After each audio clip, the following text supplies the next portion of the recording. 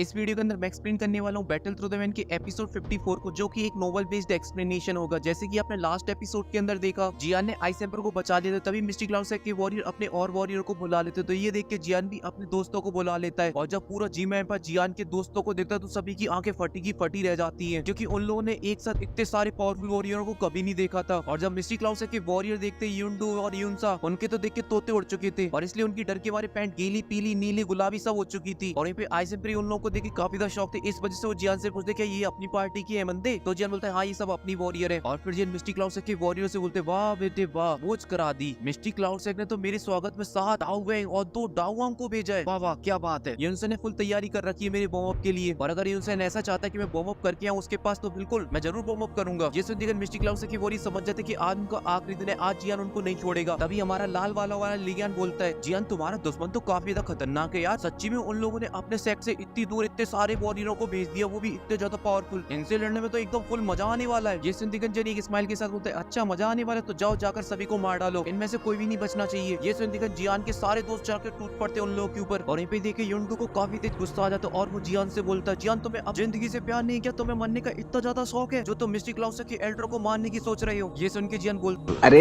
ए मारो इस है, और ये सुनकर युंडू को समझ में आ जाता है कि जियान नहीं रुकने वाला। इस वजह से वो अपने सभी वॉरियर से बोलता है कि जाओ टूट पड़ो इन लोगों के ऊपर, और इनको बता दो कि मिस्टिक क्लाउड के वॉरियर कितने ज्यादा पावरफुल है, पूरा तबाह कर डालो प्राइमर क्लैन को। और इस वो भी टूट पड़ती और लगे तेरी चालू हो जाती है। और यहीं पे जियान और आइस एम्पर की नीचे नजर पड़ती है, जहाँ पर मिस्टिक क्लाउड के वॉरियरों ने प्राइमर क्लैन के डिफेंस शील्ड को तोड़ दिया होता है, और वो प्राइमर क्लैन के पैलेस के अंदर घुस रहे होते हैं। तो जियान आइस एम्पर से बोलता है कि आप इन दोनों एल्डरों को संभाल लो, युंडू और युनसा को, और बाकी के एल्डरों को मेरे दोस्त संभाल लेंगे, और मैं जाकर इन मिस्टिक क्लाउड से के चुटकू मुटकू वो संभालता हूँ। तो इस आइस एम्पर बोलते बिल्कुल क्यों नहीं, वैसे ही मुझे थोड़ा सा स्वैग मानना है, इन दोनों को पीट को तभी तो थोड़ा काल आएगा मेरा। और आप लोगों ने अभी तक नोटिस नहीं किया तो मैं आपको बता दे, तो इसके अंदर ना क्वीन मेडुसा है और ना ही वो तीनों एल्डर है जो डाउ वांग पर है। तभी याफी के पास एक वॉरियर आता है और उसे बोलता है कि हमारी जो वॉल है वो बहुत ही जल्दी टूटने वाली है। तो याफी उस वॉरियर से कहते हैं कि थोड़ा सा और संभाल लो, बहुत ही जल्दी ये फाइट खत्म हो जाएगी। तभी जन याफी के पास आ जाता है और अपना टर्की मोड एक्टिवेट कर देता है, और एक कातला स्माइल के साथ बोलता है याफी तुम तो अब तो और भी ज्यादा सेक्सी और खूबसूरत हो चुकी हो, और साथ ही थैंक यू सो मच, तूने और आइस एम्पर ने हमारी फैमिली की काफी ज्यादा मदद की है, उसके लिए बहुत बहुत धन्यवाद। और फिर जन अपने भाई को देखते हैं और उन दोनों के चेहरे पे एक बड़ी सी स्माइल आ जाती है, और वो दोनों एक दूसरे से मिलकर काफी ज्यादा खुश थे। तभी जियान की नजर उसके भाई के पैरों पे जाती है। ये देख के जियान अपने भाई से बोलता है भाई क्या हुआ। तो जेडी एक स्माइल के साथ बोलता है मेरे पैरों में पॉइजन फैल चुका है, इस वजह से मेरे पैर चलना बंद हो गए हैं। ये सुनकर जियान थोड़ा सा उदास हो जाता है और अपने भाई के बारे में सोचने लगता है कि उसने कैसे जीव फैमिली के मेंबर को बचाने के लिए क्या क्या सेक्रीफाइस किया और क्या क्या कठिनाइयों को सहा। इसलिए जियान फुल जोश में बोलता है फर्स्ट भाई मैं आपसे प्रॉमिस करता हूँ कि आज के बाद आप पे कोई भी प्रॉब्लम नहीं आएगी, मैं आपकी हर एक प्रॉब्लम को सॉल्व कर दूंगा, अब आपको किसी भी चीज की टेंशन लेने की जरूरत नहीं है। और गुस्से में मिस्टिक क्लाउड के वॉरियर के सामने जाके खड़ा हो जाते और अपनी ग्लेस फ्लेम को बाहर निकाल लेते, जहाँ पर मिस्टिक क्लाउड के वॉरियर चमक रहे होते हैं। और फिर अपनी दोनों फिल्मों को अलग अलग कर लेता है, एक हाथ में आ जाती है ग्रीन लोटस फ्लेम, तो दूसरे हाथ में आ जाती है फॉलन आर्ट फ्लेम। और फिर जिन अपनी फॉलन आर्ट फ्लेम से उन वॉरियर के ऊपर हमला कर देता है, और उन वॉरियर को पता भी नहीं चलता, और वो वॉरियर पटाखे की तरह फटने लगते हैं, और देखते देखते वहाँ पे काफी सारे वॉरियर बनने लगते हैं। और जब ये देखते मिस्टिक क्लाउड के वॉरियर तो वो काफी डर जाते और वो भगदड़ मचा देते या वो भगने लगते हैं, पर जिन उनको कहीं पे भी भागने नहीं देते और अपनी फॉलन आर्ट फ्लेम को और भी ज्यादा फैला देते और आधे मिस्टिक क्लाउड के वॉरियर को मार डालता है। ये देखे बची हुई वॉरियर काफी ज्यादा डर जाती है। वहीं पे याफी जब जियान को इस तरीके से देखती तो वो भी काफी ज्यादा शॉक हो जाती है, क्योंकि उसने जियान को कभी भी इतना ज्यादा बेरहम नहीं देखा था। जियान सबसे हमेशा प्यार से बात करता था, और ऐसे वो कभी भी कमजोर लोगों को नहीं मारता था। पर याफी को यही पता था कि जिन अभी काफी ज्यादा गुस्से में, क्योंकि उसने अपने अभी भाई को देखा जिसके मिस्टिक क्लाउड की वजह से पैर खराब हो गए, और साथ ही उसकी जो फैमिली के साथ किया वो भी काफी ज्यादा खतरनाक था। और यहाँ पे जो इंपीरियल फैमिली थी वो भी अब आ चुकी थी प्राइमर क्लैन की मदद करने के लिए, और उनके वॉरियर ने मिस्टिक क्लाउड के वॉरियर को चारों तरफ से घेर लिया था। इस वजह से मिस्टिक क्लाउड का वॉरियर वहाँ से कहीं से भी भाग के नहीं जा सकता था। और ये सब देखिए याफी बोलती बड़े हरामी है ये तो, जब हमारी फटी पड़ी थी तब ये मदद करने के लिए नहीं है, जैसे ही उन्होंने देखा कि जियान आ चुका है इतने सारे पावरफुल वॉरियर को लेकर, इसलिए जियान से अच्छा रिलेशन बनाने के लिए ये लोग मदद करने के लिए आ गए। और यहाँ पे सैंडएम्पर ने भी अपने पोती से बोल दिया था जाओ जाकर प्राइमर क्लैन की मदद करो। जिससे लेकर प्रिंसेस याओई घोड़ा लेकर मदद करने के लिए प्राइमर क्लैन की तरफ आने लगती है, और अपने वॉरियर से बोलती है जो भी दिखाई दे मिस्टिक क्लाउड का वॉरियर उन सभी को मार डालो, क्योंकि इन सभी लोगों ने जियो एम्पायर के रूल्स को तोड़ा, इस वजह से कोई भी जिंदा न बचने पाए। और फिर प्रिंसेस याओई मानने लगती है मिस्टिक क्लाउड के वॉरियरों को, पर वो वॉरियर ऑलरेडी जियान से डरे हुए थे, इस वजह से वो वॉरियर उनके सामने सरेंडर कर देती है। तो प्रिंसेस याओई उन सभी को गिरफ्तार कर लेती है, और फिर जियान और याफी के पास जाती और याफी से बोलती है